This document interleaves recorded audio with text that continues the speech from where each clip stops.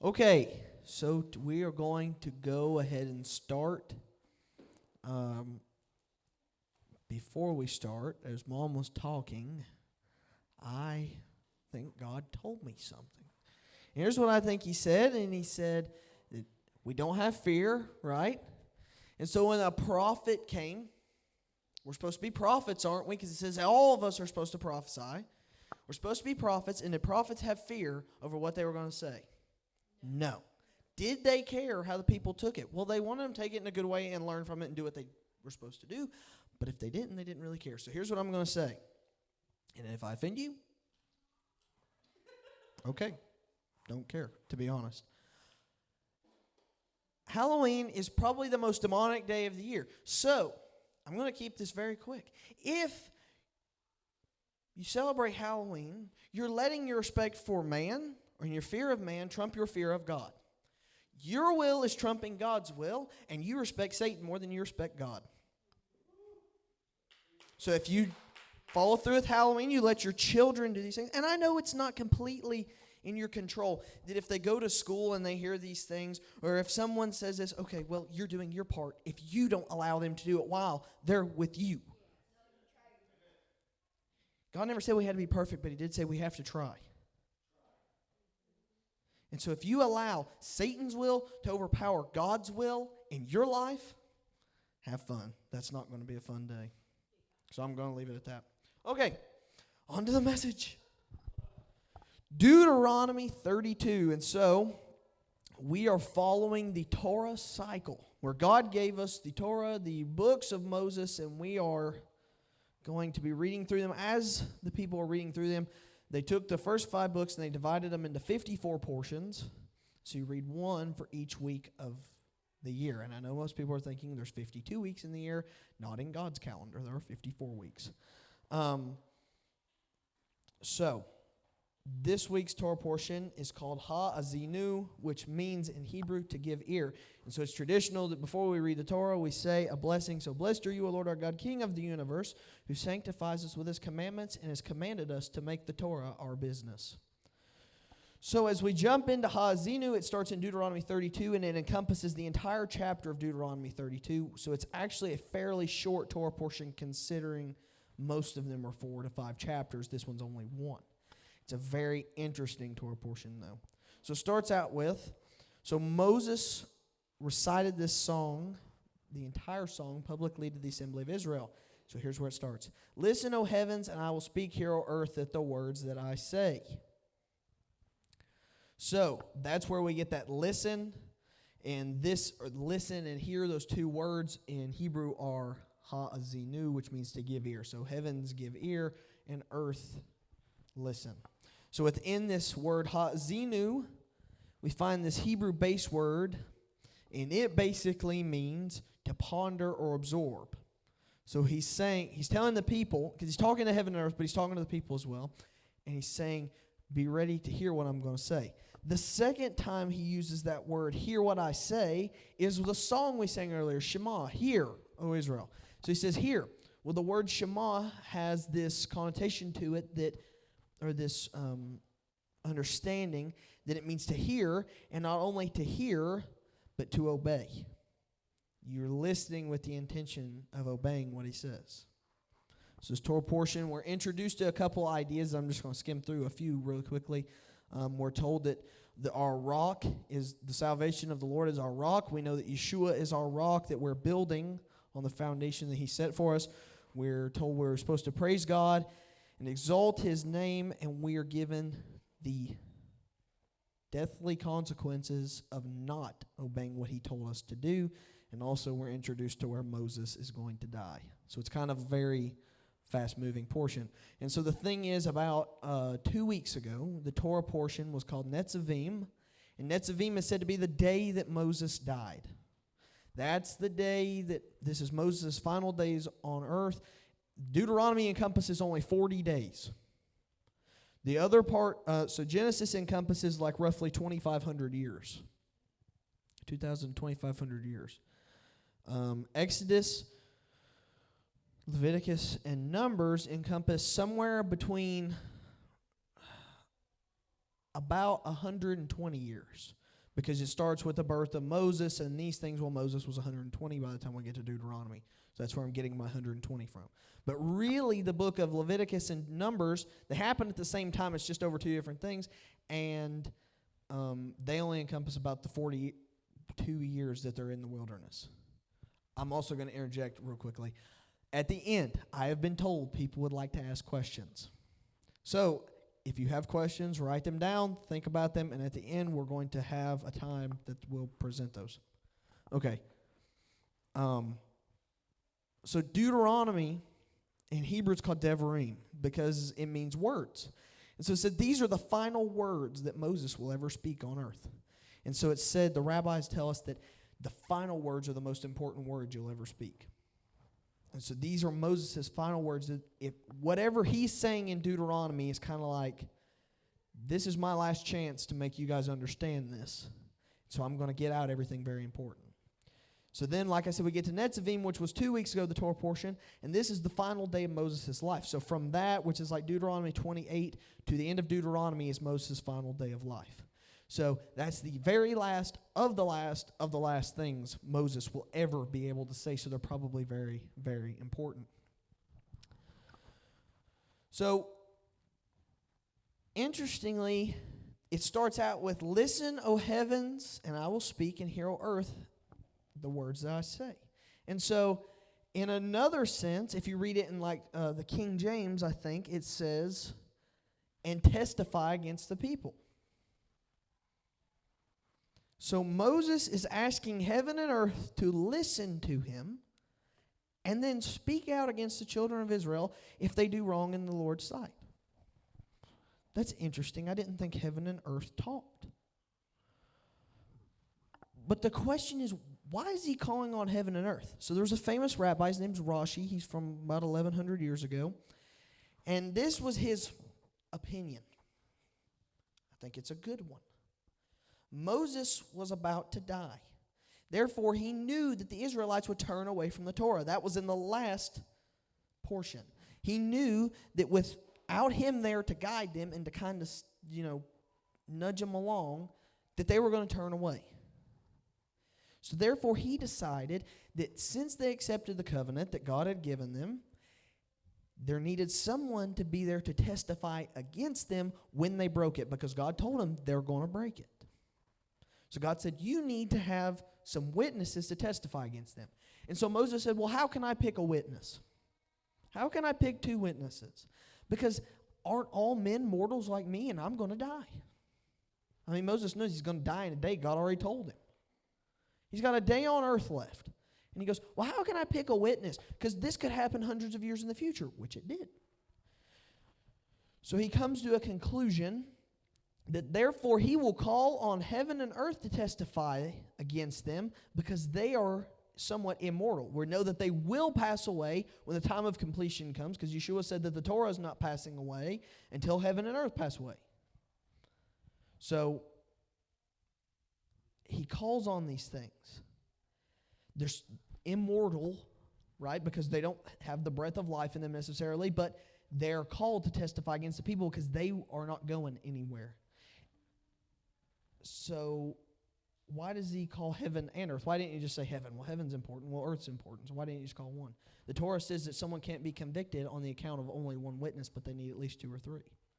So he calls two witnesses forth, and he says, I'm setting heaven and earth to testify against you if you don't do what he told you to do. Man, that sounds scary. Except for, didn't we accept that covenant too?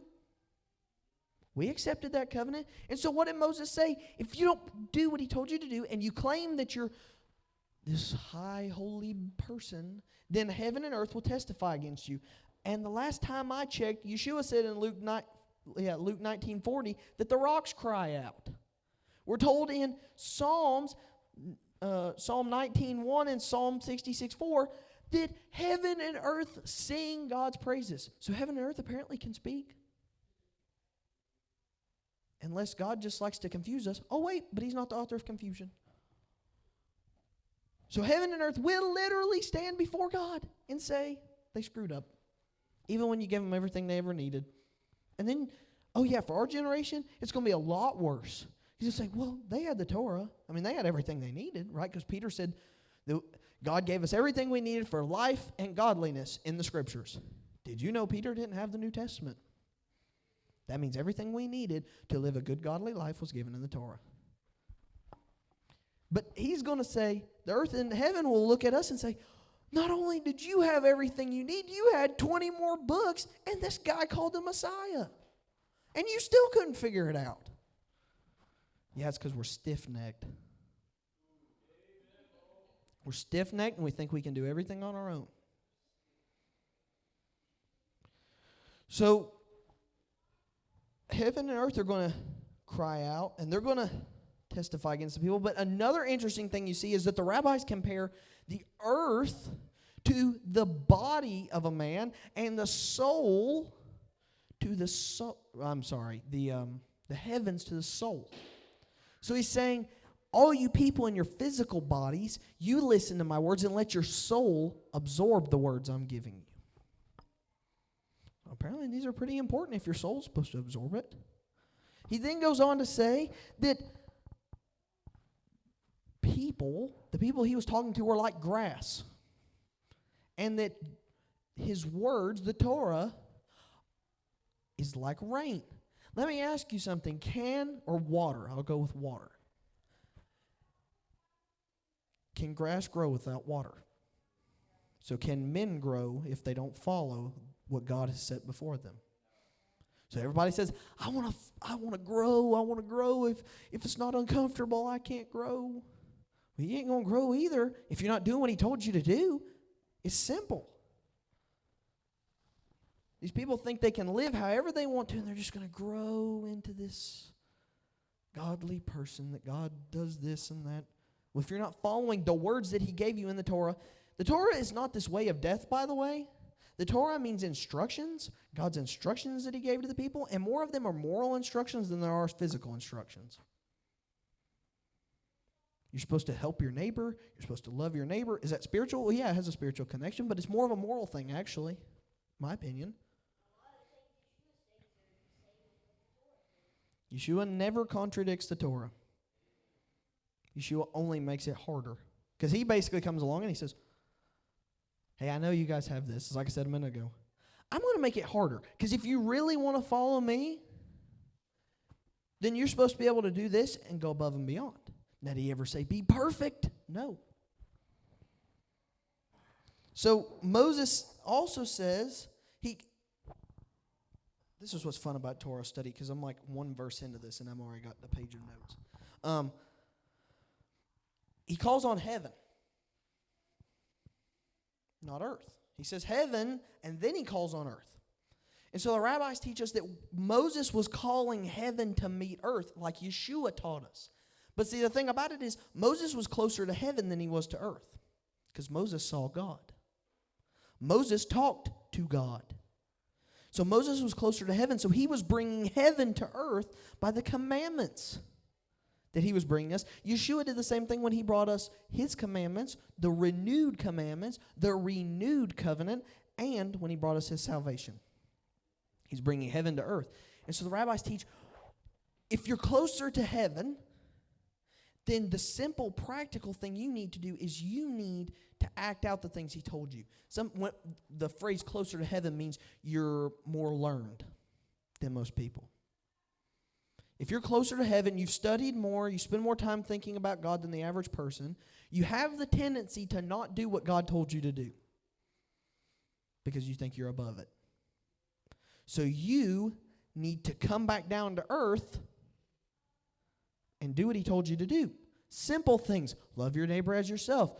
Feed this person. Clothe this person. Show them love. And he says, but if you're closer to earth than you are to heaven, then you need to continue to do the things you're doing by helping others. But you also need to seek heaven by studying what he said. Because studying without deeds is nothing. Deeds without, works, deeds without studying, okay, there's a little, there's something to that, but you may not even understand why you're doing what you're doing. Why did you go out and feed the homeless today? I think it's good. and I'm helping them. They're hungry. Oh, but if they ask me, I say, because Yeshua said, I'm feeding him. That one day I'm going to get up there. I did it because I love that person, but I did it because I love him. See the difference? Just because we do what he said, sometimes we don't know why we're doing it. And just because we know why we're doing it doesn't mean we do it.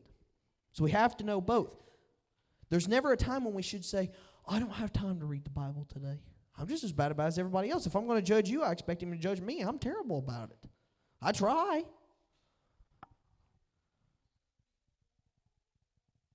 But we have to study what he said. I'm not just talking about the Torah. I don't just live out of the first 5 books. There's 61 others. The New Testament has all kinds of stuff to say about this as well. So once we've absorbed the Torah, in the Word of God in general, we have to push it out. Because there's this example, it's like these pots. And this person just keeps pouring and pouring and pouring into this pot. And this pot just can't contain it anymore, so it busts. That's like some people. All they do is study and study and study and study, and they don't have anywhere for it to go. So it just bottles up and they don't do anything with it, and it spills out. But at the same time, there was another pot, and it had a little valve that connected to a second pot, and what it had go in, it transferred. So they worked with each other, and it passed along the knowledge that it was given to the other pot. Do you get the example? It's the example of people. When we are given information by God, we're not expected to bottle it up. Because he said, I gave you gifts, and if you don't use the gifts, I'm going to take them from you. And he also said, if you don't use the gifts, you're in the dangers of the fires of hell. I'm not going to get up here and hellfire brimstone everybody, but I'm just going to tell you what he said. If we don't use the gifts he's given us, then he's not happy. I mean, he makes that clear. So the question then becomes, why are we not using the gifts he's given us? The gift he's given us is the ability to learn. He's given us salvation. He's given us all these gifts. So we have to reciprocate that. We have to show what we've learned through the love we show to other people. And through the love and the actions we show to God. So the question becomes, are we doing it? Are we showing love in every action to those we're around? Are we clothing and feeding and helping the sick and needy around us? And are we the hands and the feet of Jesus, the Messiah, Yeshua? Or do we live in a little religious Jesus bubble that keeps us separated and segregated out from everyone else? Because we're either one of a few things. Self-righteous, and we think we're better than all these people, so we don't take it to them. We're living in so much fear that we couldn't possibly do it because I can't do that. I just live in so much fear. I can't go out and do that. I don't know what's going to happen. I don't know how they're going to judge me. I don't know how they're going to look at me, what they're going to say and think. Yeah, I'm sure Jesus was very concerned about all that when he walked in and he flipped tables over in the temple and started chasing them around with a whip. He's really concerned. Oh, no, they may be mad at me. No, because he said, don't worry about what they think. Don't fear the one who can. Okay, this is a very extreme example, but you get the point. Don't fear the one who can kill the body. Fear the one who can kill the soul. Yeshua can kill the soul. Man can't. Yeshua can judge the soul. A man cannot. So we're either in complete fear of what man thinks. We're either in a Jesus bubble that separates us from everybody else, or we're in a fear that we don't know enough.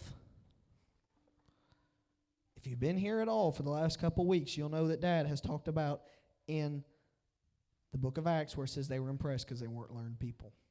That means they didn't go to a religious school. They didn't go to this school, which the Jewish people call yeshiva, or where they just study Torah 16 hours a day. You notice it doesn't say that about Jesus, though. I'm just going to throw that out there. Jesus probably went to a religious school, and that's why they accepted him as a rabbi. Otherwise, would Billy Joe Bob, who walks in the door, be able to preach in synagogue? No. But the respected rabbi that everybody knows because everybody's known him his whole life, and he went to rabbi school, he was able to come in and teach in the synagogue. Just the same today. We just don't let anybody and their brother get up here and talk because we don't know what they're going to say. He just had to go to fit in. No, that's the wrong way of saying it. He had to go. He had to go to.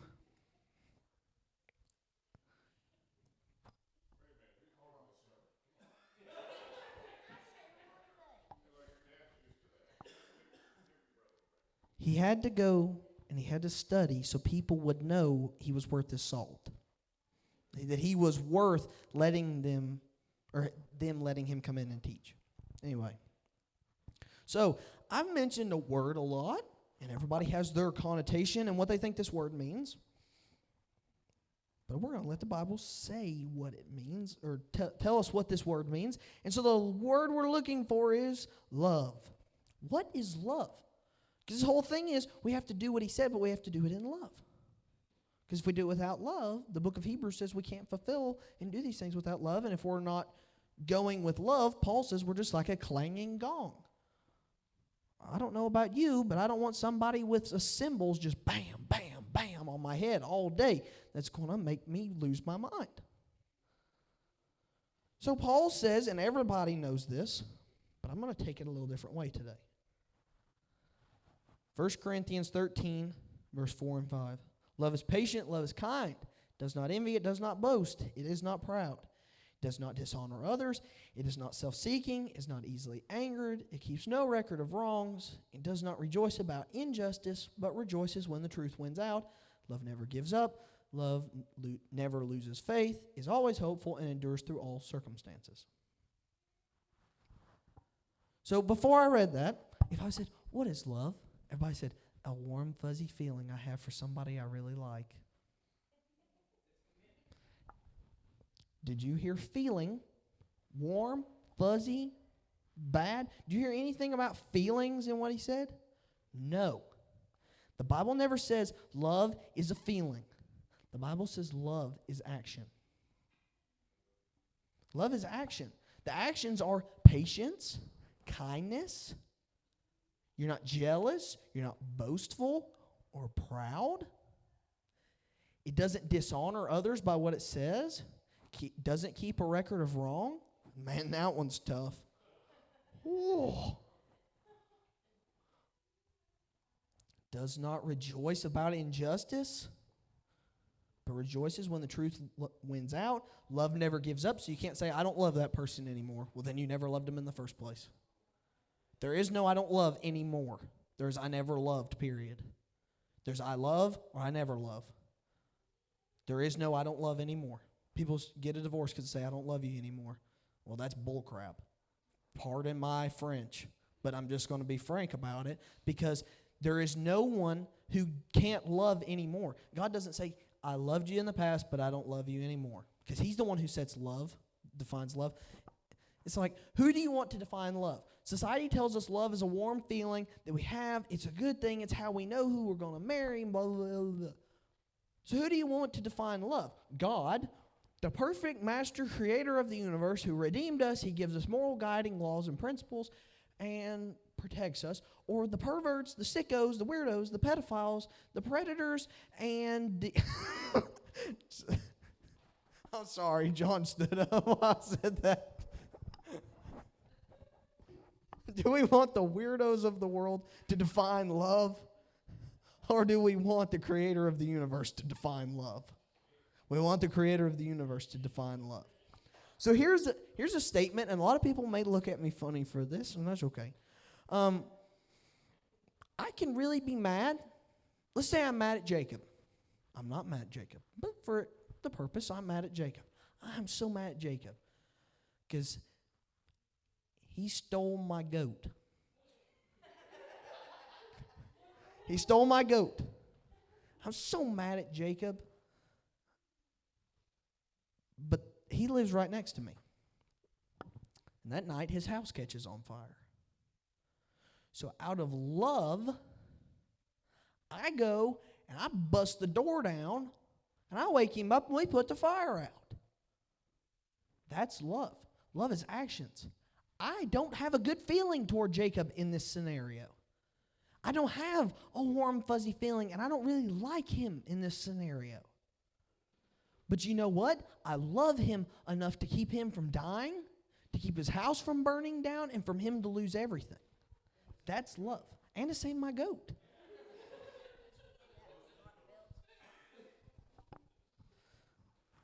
That's love. Love is actions.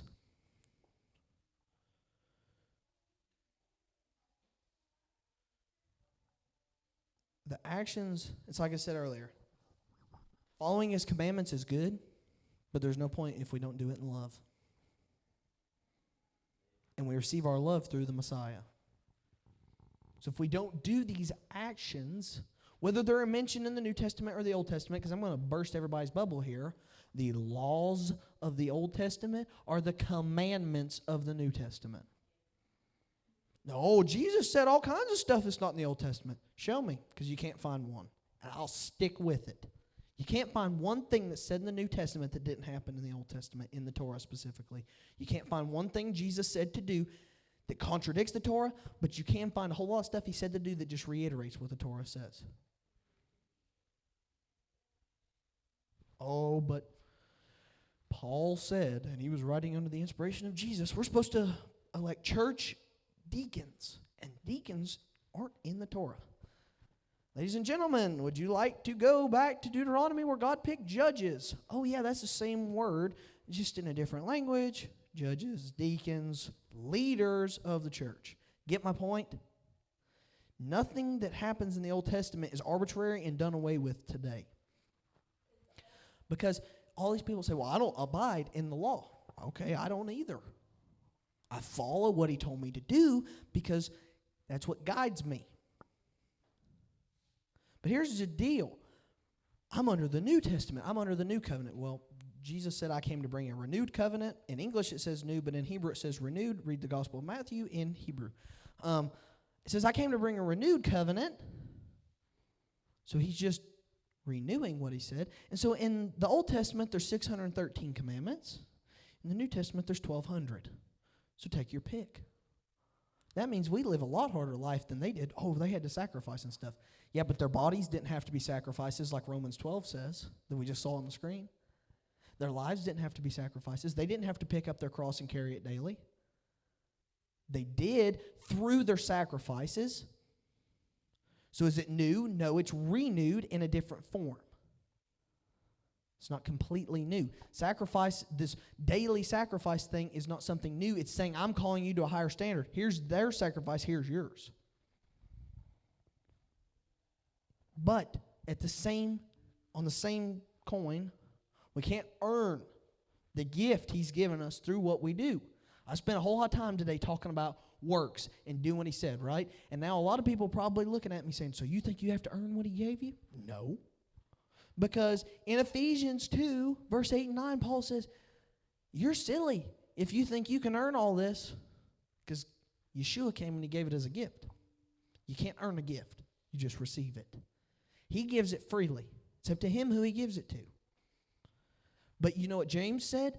Faith without works is dead. You know what Jesus said? Go and sin no more. Simple question. Where are sin and works defined? For the first time, the Torah. Go and sin no more. So go and don't violate the laws that the Torah gave you. And your faith is dead if you don't have works. Go improve your faith by your willingness to do the things that I've told you to do that confirm what the Torah told you to do. Because it says, well, Jesus said to love your enemy. Jesus said to feed those around you, to clothe those who have no clothes, to help them and to love them. But the Torah doesn't say do that. The Torah is all about judgment. Well, the Torah says to love your neighbor as yourself, to help them out when they're in a bind, to return to them what is theirs, to give what they don't deserve to them, to open up your storehouses and feed those around you that need it. Almost sounds like he said the same thing. I guess not, though. Because my preacher told me last week that that's all done away with. We're under a new covenant.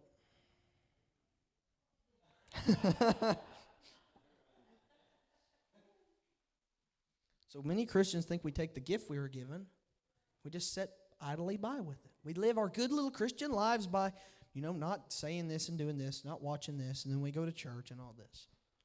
But Yeshua said, what did he say? We just talked about earlier about gifts. He said, if you don't use the gift I gave you, I'm going to take it away. And we're told salvation's a gift. Oh, your salvation can be taken away? No, Jesus said once saved, always saved. Find that in the Bible. Jesus said, if you don't use the gift I gave you and the gift of salvation, then I'll take it away. It's the same story as with the talents in Matthew 25. Matthew 25:14, and I'm going to let you read it. It's a parable. He says, I gave this person this much, and this person this much, and this person this much. So we're all given the gift of salvation, but every one of us is going to have different spiritual gifts, right? But he says, this person used it, so they were rewarded and they were given twice as much. This person used it, and they were rewarded, given twice as much. And then this person said, well, you know what I did? I didn't want to lose it, so I went out and dug a hole and I put it in the ground. He's like, are you crazy? I gave you something and you didn't use it? Why would I give it to you then? So he took it away, and what did he do? He sent the servant away. I don't want to have it taken away, and I don't want to be sent away.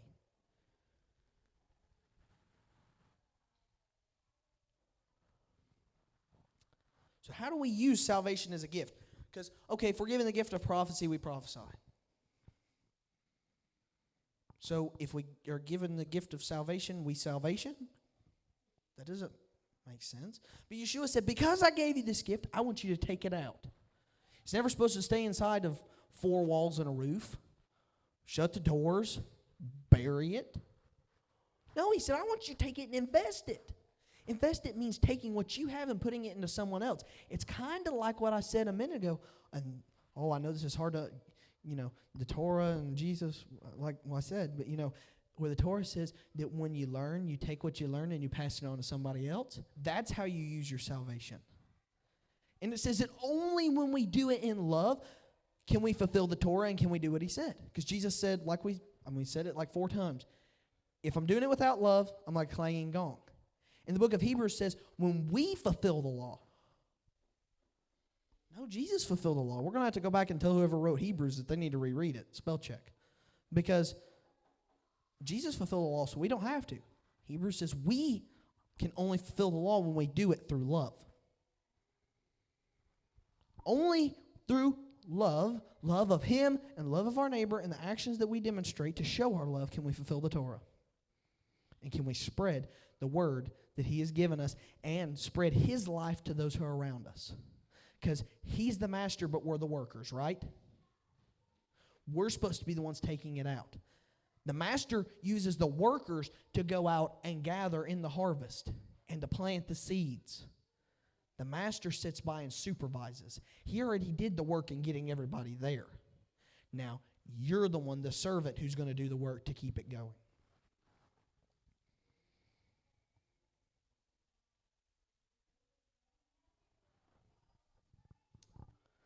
So we get back to this interesting thought, though. If we're saying that part of showing love is following the laws that God gave us, and that's how we show love for him, love with all your heart, soul, mind, and strength, didn't Paul say that the Torah is a ministry of death, and those who abide in it are under the curse of the law? He sure did. So my sermon's over. Sorry, I led you astray all this time. We're going to go home now. Key word, abide. That means to live in it. I don't live in the Torah. I don't live under it in knowing that when I fail, God's going to curse me. Now, if I completely disown him, he will curse me. But when I'm striving to live the best life I can, and I fail, he says, oh yeah, that's why I sent this guy named the Messiah, Yeshua. And he's going to come and he's going to apply that blood over where you failed. He's going to separate that sin from you as far as the east is from the west, because there's no such thing as the east and west, basically. It just goes on forever and ever. And I forgive you.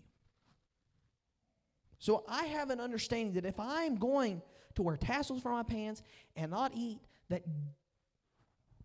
bacon, come on.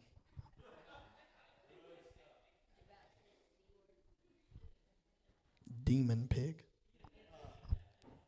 If I'm not going to eat bacon, and I'm going to, obviously this is very stereotypical what I'm about to say. If I'm not going to eat bacon, and I'm going to wear these little strings for my pants, I'm not going to work on Saturdays, and I'm going to go camping, because he told me to, I have to have an understanding that I can't do it with the intention that I'm going to earn my trip up there through what I do. Because if I did that, then I'm abiding in the ministry of death, as Paul said, and I'm subject to the curses that he laid out. But here's what I know.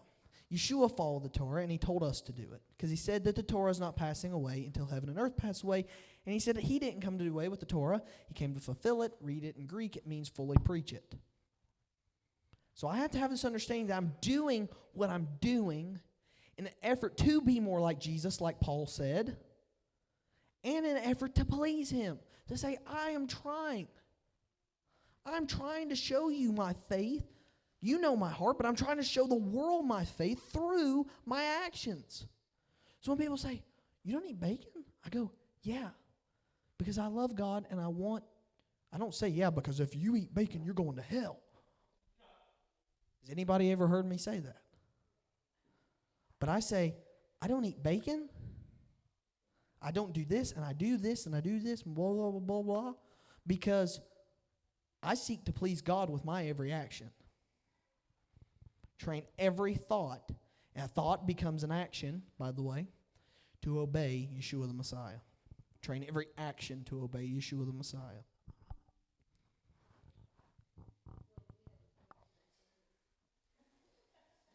Maybe. So we boiled down a theme for this Torah portion.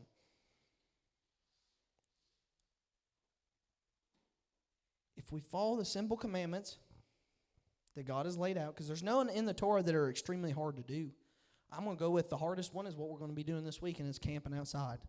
Now, some people like to camp, and I don't know what's wrong with you, because God made them camp as a punishment. Read the book.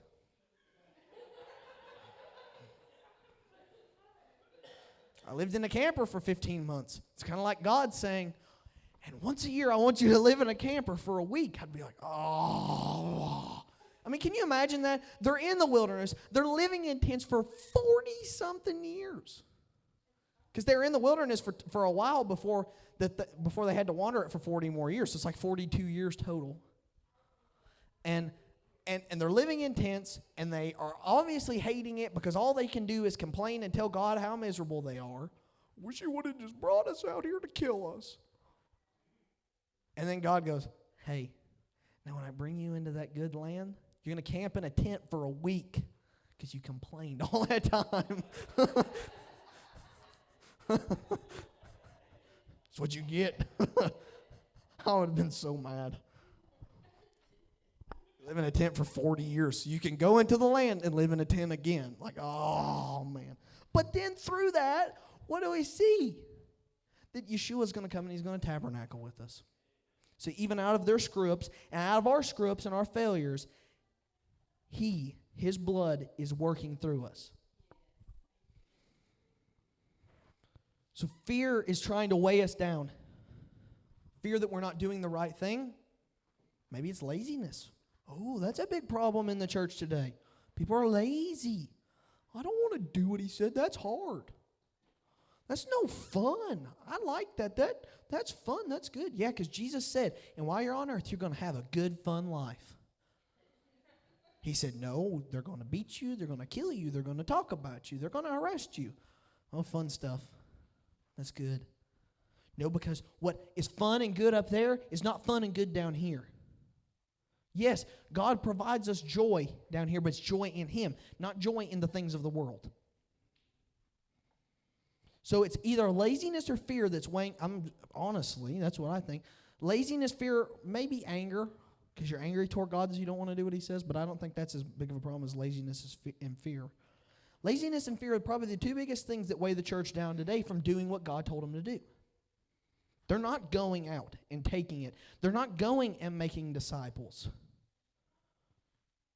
They're not feeding and clothing and healing and praying because they either don't want to do it because it's not comfortable, it's not fun, I don't know what they're going to think about me, or, oh gosh, boogeyman's going to get me. But if we're supposed to follow in the footsteps of Yeshua, and we're supposed to do what he did, because Paul told us we are. By the way, Paul, he did what the Torah said. No, Paul wrote a whole book called Galatians and this other one called Ephesians where he said, we're not bound by the Torah anymore. Yeah, but read that other book he wrote called 1 Corinthians where he says, or I think it's 2 Corinthians maybe. He says, hey, I'll be with you, but I got to go back to Jerusalem for the fall festivals. What? Kind of like if you're going to follow the festivals, it's probably assumed you're doing all kinds of other stuff. Paul lived in the ministry of death, he warned us all about, by the way. Because also, if you read about it in the book of Acts, Paul was a Nazirite. He was the same thing Samson was. He didn't cut his hair. He didn't drink wine. He didn't do this and that and the other. And when he came back to Jerusalem, the council at Jerusalem said, there's these people spreading crazy rumors saying that you don't follow the Torah. But Paul was the one spreading the rumor because he's the one writing the books, isn't he? No, I think that falls under the category of most things in church today where we just don't understand what he was talking about. We don't understand. Yeah, and then we get translated through all these different languages and things, and man has a tendency to put their spin on things. I don't know exactly what this word means. So rather than look it up, I'll just tell you what I think it means. The Torah says not to take anything away, not to add anything. And the book of Revelation says not to take anything away or to add anything. So when we take away and we don't do his commandments, then we're going to be punished. When we add things that he told us not to do, we're going to be punished. But if we seek to live a holy, set-apart life, with an understanding that when we're trying to do what he told us to do, we can't attain salvation. I'm making that clear. Then he's going to apply the blood and say, your sins are forgiven, and I'm proud of you. One final thought, and I'm going to try to wrap up here. The Song of Moses goes on and says, I found you in the wilderness. I fed you. I did this. I protected you, all these things. Here's what I'm going to do when you turn away. Here's the destruction that's coming. So we're given this. Deuteronomy ends with blessings and curses. Here's the blessings for doing what I told you to do, and here's the curses for not doing what I told you to do and doing the opposite of what I told you to do. So Moses is judging the people. And we're supposed to do what the Torah says. So we're supposed to judge people? No. Jesus said, don't judge anybody. Yeah. Right after he said, no, I'm not going to go there. Jesus never said don't judge anybody. Yeah, he did. He said don't judge unless you're willing to be judged. So did I judge people here in this sermon today? Yeah.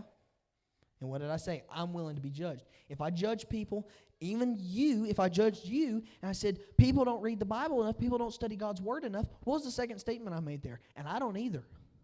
I've got to be better about it. I'm judging myself. And Jesus said, don't pull a speck out of this guy's eye before you pull the plank out of yours. That doesn't mean don't pull the speck out. That means get your life straight before you're willing to judge other people. That means examine yourself, then examine your brother. It never says examine yourself, but don't examine your brother. Because Paul said, if we're in the body of the Messiah, then it is our job. Not just something we're able to do, it's our duty to judge those around us. It says don't judge the unbelievers, that's God's deal. God's the one who judges the unbelievers. we're the ones who judges the church. And then ultimately we submit to him and he judges them in the end. But it's our job to push those out of the church that are not willing to receive the message and they're not willing to do what is right. We had to do that. It's no fun. What's the church? It's the body of Yeshua. It's like we just cut off a finger. Well, how many people just go in the kitchen?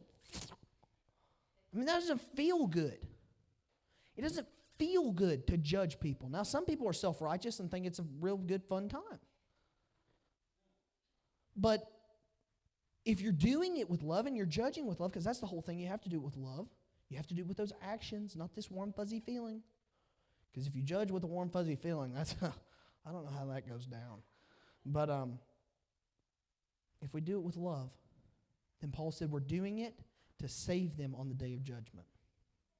Pushing someone out of the church is not to harm them, it's to get them to get their life right before the day of judgment. That's what Paul said when he had to push two leaders. Not just members, but two leaders of the church out.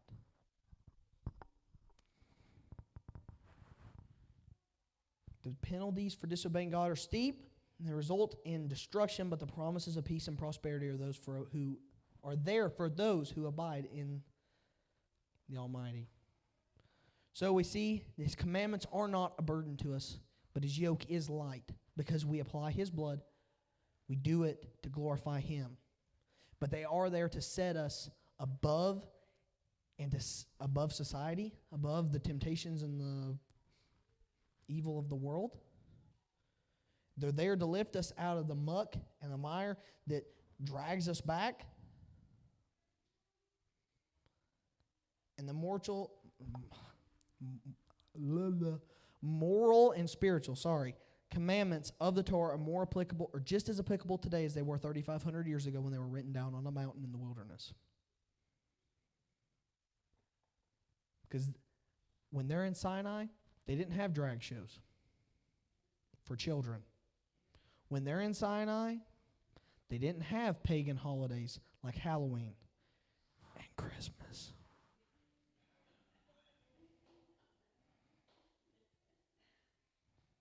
They had God's holidays.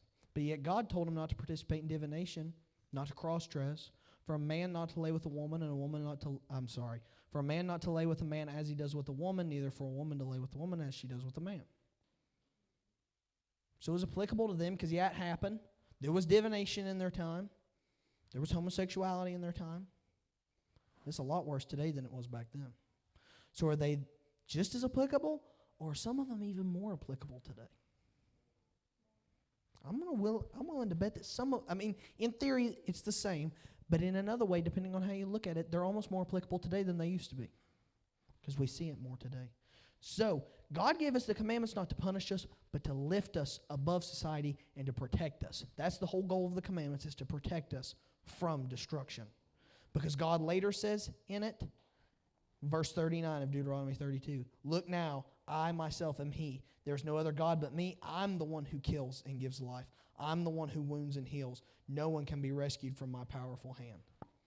So He set these commandments to protect us from the devil, but also from Him. He said, if you don't do what I told you to do, just as I had pleasure creating you, I'll have pleasure destroying you. So, we end on this. My final thing, I'm just going to say it and we're done. This week and for the rest of your life, God expects you to do what He asks you to do, to show the love of the Messiah to everyone you're around, and to live a holy life. And in return, He promises you peace and prosperity for those who live according to His will. So that's my charge, my challenge, my motivation, my encouragement, whatever word you like, it makes you feel good and gives you the warm, fuzzy feeling inside for you to do this week. Do what He says or get punished. That's just how it is. Do what He says and receive the blessings He has given.